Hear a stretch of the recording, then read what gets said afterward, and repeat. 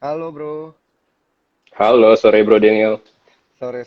Ini sambil kita nunggu narasumber kita, kita ngobrol-ngobrol sedikit lah ya terkait Oh dengan iya, industri hmm, mineral batu bara hingga saat ini seperti apa. Secara keseluruhan dulu nih diceritain untuk cuan troopers kita sebelum kita undang narasumber kita pada sore hari ini. Karena kalau saya lihat pergerakan harga coal untuk AS Newscastle kayaknya terakhir ada di harga 450 atau 460 dolar ya per metric tonnya. Silakan, Bro Andreas.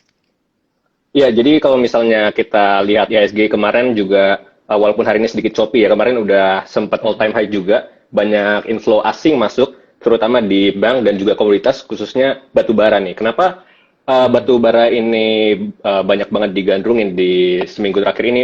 Memang karena harga batu bara Newcastle-nya sendiri yang mengalami kenaikan yang cukup luar biasa ya, kemarin sampai 450. Nah, kalau misalnya kemarin kita perhatiin, jadi di commodity market itu lagi rame yang namanya Nord Stream. Jadi kalau misalnya kita baca lebih lanjut, Nord mhm, Stream ini adalah pipa gas yang ngalirin gas dari Rusia ke Eropa. mhm, Nah, awalnya Nord Stream ini tuh hanya di maintenance rencananya dalam jangka waktu kurang lebih 3 hari. Tapi tiba-tiba hmm, ada kebocoran gas. Ternyata karena kebocoran gas yang kita nggak tahu seberapa gede kebocorannya itu, mereka langsung bilang kalau misalnya ini akan ditutup terus pipa Nord Stream ini sampai ke waktu yang tidak ditentukan. Nah, akhirnya market pada mhm, spekulasi, harga gas naik dan juga batu bara. Batu bara ini kan memang salah satu penggantinya gas ya, mhm, sebagai komoditas energi untuk pembangkit listrik. Nah, akibatnya market pada spekulasi berpikir bahwa oh karena gasnya naik tinggi, oh ini tentu juga mhm. akan support harga batu bara sebagai substitusi satu-satunya gas untuk Eropa. Oh, oke. Akhirnya kemarin kita sempat all time high di 460 450 dan tentunya ini juga mengundang appetite dari para investor untuk beli saham batu bara khususnya di Indonesia ya, karena Indonesia ini Mhm, adalah salah satu produsen batu bara terbesar nomor 3 di dunia. mhm. Jadi kita Mantap, diuntungin mantap. banget nih. Semoga pada cuan Iya, ya. iya. Semoga pada cuan nih. Gimana kalau kita langsung tanyain ke emitennya langsung nih secara industri seperti apa gitu ya bro ya. Karena sudah bergabung bersama kita ini PT Bumi Resource Minerals, ada Pak Herwin Hidayat selaku direktur dari BRMS langsung nih kita tanya. Sudah saya invite, ini oke, ini saya accept langsung aja nih. Udah di request supaya kita bisa ngobrol bertiga langsung nih. Ya. Oke, ini sepertinya ada kendala. Saya coba ini lagi ya, invite lagi.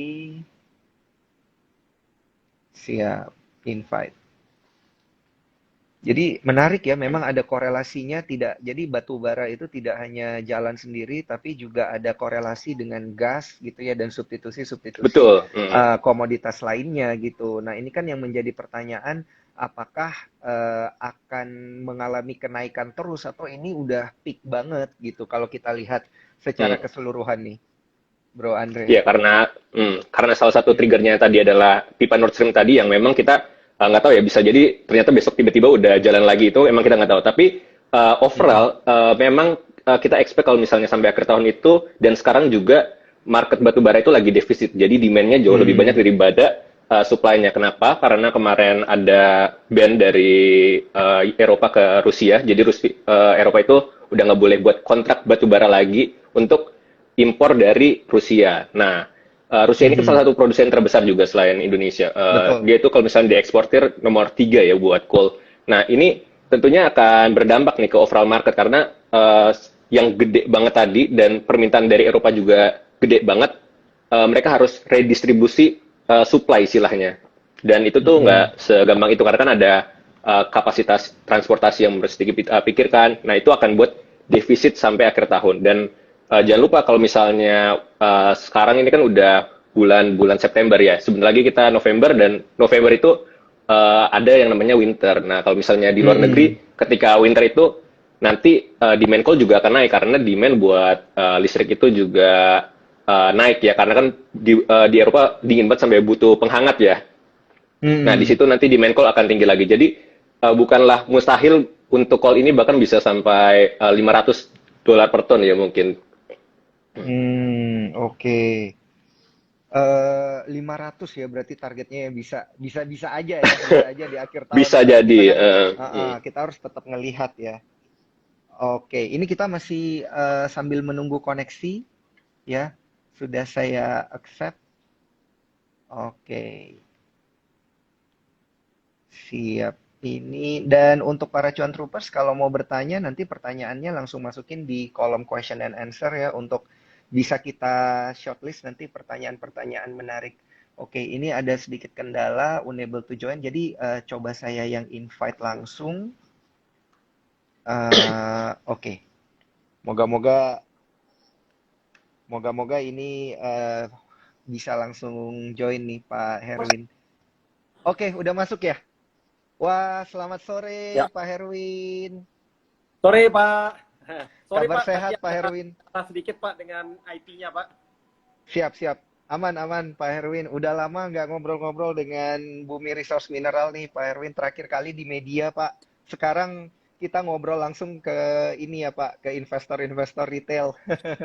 Yes, terima kasih waktunya Pak. Terima kasih waktunya. Iya, baik. Pak Herwin, saya hari ini ditemani dengan Bro Andreas, ini research analis kita. Jadi nanti kita ngobrol-ngobrol bertiga aja ya Pak. Udah dijelasin tadi terkait dengan industri coal seperti apa proyeksinya hingga akhir tahun nanti gitu. Dan juga jalannya dari awal tahun itu sudah seperti apa di 2022 ini. Nah, kita itu pengen tahu lebih jauh nih Pak Herwin terkait dengan dari sisi bisnisnya Bumi Resource Mineral sendiri ini sudah seperti apa Pak ini di kuartal ketiga 2022 nih? Apakah mencerminkan apa ya namanya mendapatkan efek spillover efek begitu dari kenaikan harga coal selama ini?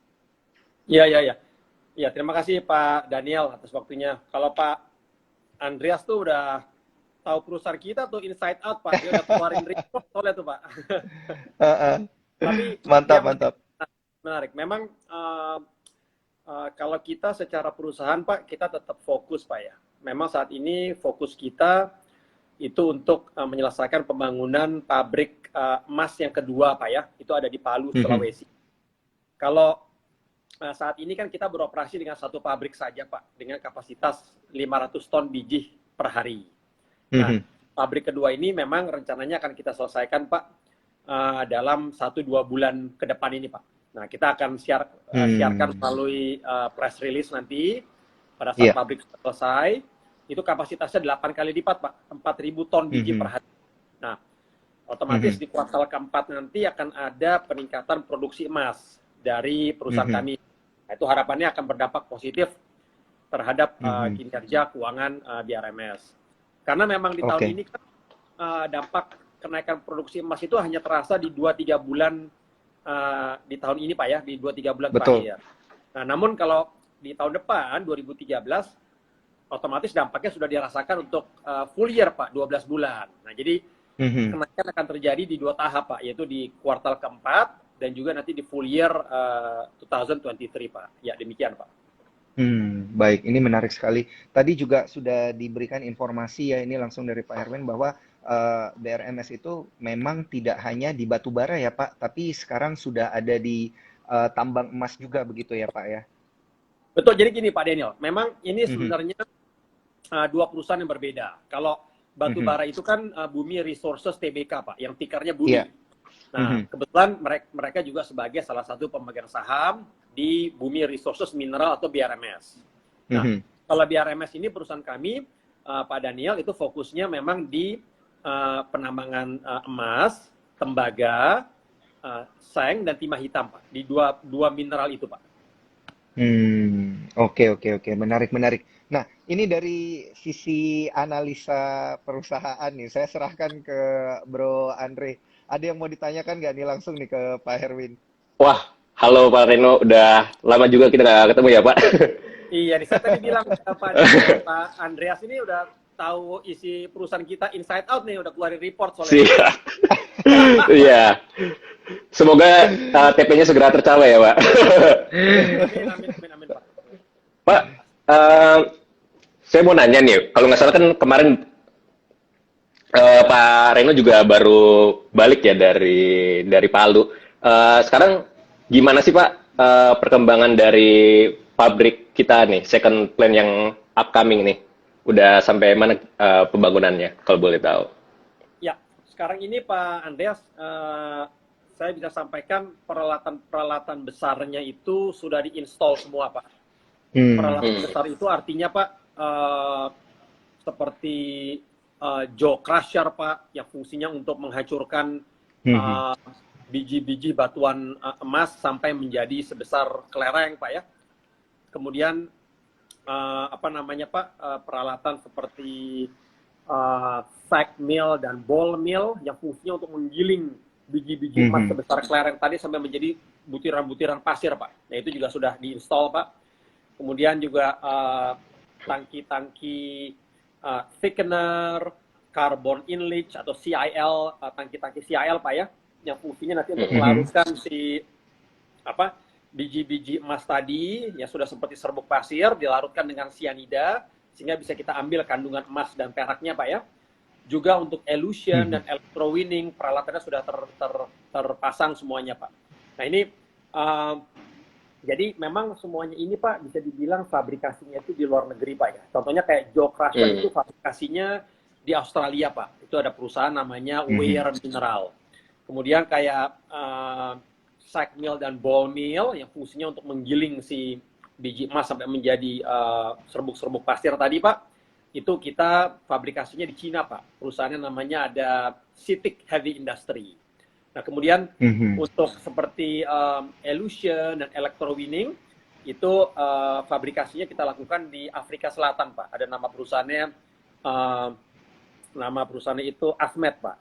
Nah, kalau yang di dalam negeri itu adalah tangki-tangki carbon inlet dan thickener, Pak. Nah, itu semua kita fabrikasi di dalam negeri. Nah, jadi memang tidak mudah, Pak. Tapi semuanya sudah selesai, Pak. Sudah sampai di Palu, Pak. Sudah terpasang. Nah, ada tiga tahapan yang kita akan lakukan sekarang nih, Pak ya. Jadi biar market juga fully aware ya. Bukan berarti di bulan ini atau bulan depan itu langsung ada kenaikan produksi 4.000 ton per hari, bukan gitu, Pak. Jadi pabrik ini mesti melakukan 3 tahapan, Pak. Dan ini tidak unik ke kami, Pak ya, tapi harus dilalui oleh semua pabrik emas yang ada di seluruh dunia, Pak. Kita harus melakukan yang namanya dry run testing, Pak. Dry run testing itu adalah masing-masing peralatan tadi, Pak. Si tangki carbon inlet, jaw crusher, stack mill, ball mill, elution itu dites satu persatu tanpa ada muatan biji, Pak. Nah, itu biasanya 2-3 minggu. Kalau itu sudah berjalan dengan lancar, tahapan kedua namanya wet run testing, Pak. Nah, wet run testing itu seluruh peralatan itu dites bersama-sama dengan muatan yang sedikit, Pak. Muatan biji emas yang sedikit. Nah, kalau itu sudah berjalan, Pak. Nah, kalau ada yang tidak jalan, ada kerusakan, itu perbaikannya dilakukan di situ, Pak. Nah, kalau sudah lancar, tahapan ketiga namanya uji coba produksi, trial production, Pak. Nah, ini sudah seperti commercial production, tapi masih on and off, Pak. Kita pastikan memang bisa berjalan dengan lancar. Kalau semuanya lancar, baru kita lakukan yang namanya commercial production. Nah, itu sudah berproduksi secara komersial. Nah, langsungnya tidak mungkin langsung 4.000, Pak. Jadi kita mulai dengan mungkin 500 ton per hari dulu, kemudian naik menjadi 1.000 ton per hari, akhirnya naik menjadi 2.000, baru 4.000 ton per hari. Tapi, Pak, dengan dimulainya 500 ton per hari pun, Pak Andreas, itu sudah luar biasa buat BRMS. Kenapa, Pak? Saat ini kita hanya produksi dari satu pabrik saja dengan kapasitas 500 ton per hari. Bayangkan, pabrik kedua sudah mulai nanti, katakanlah di bulan Oktober-November, dengan produksinya mulainya 500 ton per hari. Artinya kan produksinya sudah 1.000 ton per hari, Pak, naik 2 kali lipat kan. Ya, itu udah luar biasa. Tadi saya sampaikan ke Pak Daniel, jadi akan ada peningkatan produksi emas di akhir tahun ini untuk 2-3 bulan terakhir ya di tahun ini. Dan di tahun depan itu akan dirasa peningkatan produksinya di full year 12 bulan, Pak. Demikian. Tapi ini termasuk cepat juga ya, Pak Reno ya. Maksudnya ada kontribusi kenaikan produksi, tercerminnya udah bisa di akhir tahun ini, dan bahkan secara full year di tahun 2023 nanti pasti efeknya akan lebih masif begitu untuk BRMS sendiri. Ini menarik, Pak. Apakah ini karena memang sudah direncanakan dari tahun-tahun sebelumnya atau memang menggunakan teknologi yang jauh berbeda begitu, Pak? tadi kan sempat kita ngobrol-ngobrol tentang teknologinya gitu Pak Reno. Iya, ya, oke. Pertanyaannya bagus, Mhm. Pak Daniel. Jadi, Iya. memang kita cukup beruntung. Salah satu keuntungan kami yang ada nih, sumber pendanaannya sudah tersedia, Pak Daniel. Jadi, Mhm. kita bisa melakukan akselerasi untuk pembangunan pabrik. Sumber pendanaan itu kita ada yang dapat dari pinjaman, itu fasilitas pinjaman, dan yang kedua juga dana Mhm. dari hasil right issue yang kemarin. Nah, Oke. sumber pendanaan ini sudah ada, jadi tinggal sekarang eksekusinya, Pak. Nah, inilah yang menyebabkan kita bisa fokus kepada pembangunan pabrik itu sendiri. Nah, Mhm. untuk pembangunan pabrik itu sendiri, memang untuk mempercepat vendor-vendornya seperti yang kita sampaikan tadi, Pak, itu Mhm. banyak juga kita ambil dari luar juga, Pak. Contohnya seperti design engineering, itu kita pakai dari Como, Australia. Mhm. Kemudian untuk tadi untuk fabrikasi beberapa peralatan seperti jaw crusher itu dari Weir Mineral, itu perusahaan di Australia. Kemudian perlu di China, Mhm. CITIC Heavy Industry itu untuk pembangunan. Ini benar-benar Mhm. memang tidak murah, tapi sudah kita perhitungkan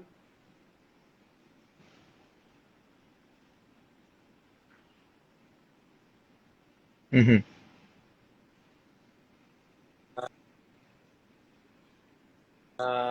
untuk kalkulasi dalam dana right issue dan juga fasilitas pinjaman, Pak. Jadi fokus Baik. pada pembangunan pabrik sehingga diharapkan dapat Baik. selesai tepat waktu. Sorry, Pak Reno, ini agak putus-putus tadi sedikit ya. Kalau iya Pak sekarang Andreas, sudah terdengar. Tapi tadi menarik, Pak, ya, Pak Daniel, kedengaran? Pak Reno tadi sudah sebutkan ini, ya, sudah